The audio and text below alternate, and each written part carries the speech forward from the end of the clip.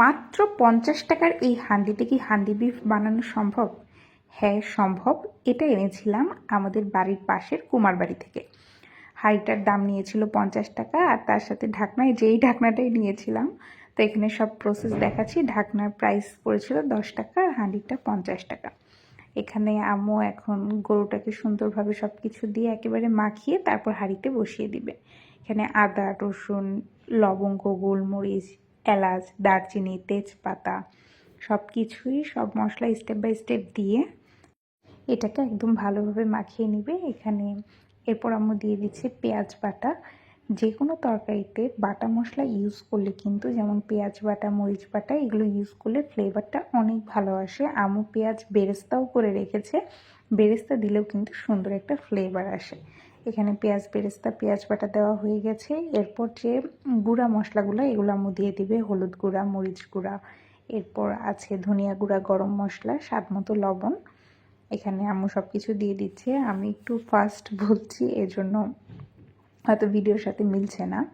যাই হোক, এই সব কিছু মশলা দেওয়ার পরে এরপর আম্মু সয়াবিন তেল দিয়ে এটাকে মাখিয়ে দিবে। সরিষার তেল এখানে ব্যবহার করেনি, তবে চাইলে আপনারা সরিষার তেল দিয়েও করতে পারেন। সরিষার তেল দিয়ে কিন্তু গরুর মাংস খেতে অনেক মজা লাগে।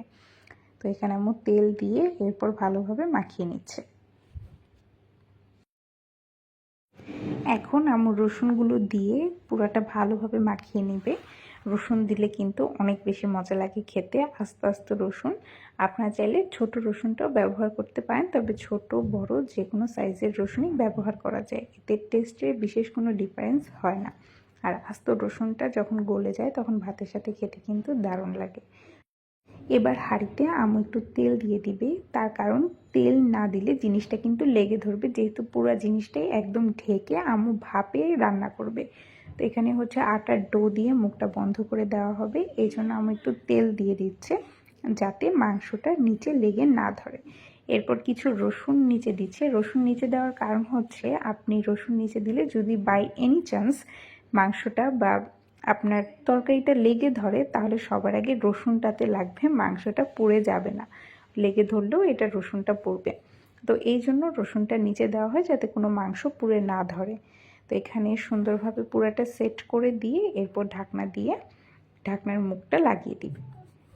এরপর আটা বা ময়দার ডো দিয়ে ঢাকনার মুখটা একদম ভালোভাবে লাগিয়ে দিতে হবে যাতে ভাপটা বের না হয়। তার কারণ এটা ভাপে যেহেতু রান্না করা হবে, ভাপটা যদি বের হয়ে যায় তাহলে মাংসটা ঠিকঠাকভাবে রান্না হবে না। এরপর এই তো আমরা আমাদের চৌকাতে বসিয়ে দিয়েছি। এটা বাড়ি থেকে আনা হয়েছিল অনেক আগেই, তো ঢাকায় হলেও বারান্দায় এক সাইডে এই চৌকাটা বসিয়ে রান্না করা হয়েছে। রান্নাটা হয়ে গেছে। আপনারা 30 থেকে 40 মিনিটের মধ্যেই কিন্তু মাংসটা হয়ে যাবে। এটা অবশ্য পরিমাণের উপর নির্ভর করে। আর এটা খেতেও কিন্তু অসাধারণ হয়েছিল। এখানে আমি একদম হাঁড়ি থেকে নিয়েই টেস্ট করেছিলাম, আমি আর খালামণি।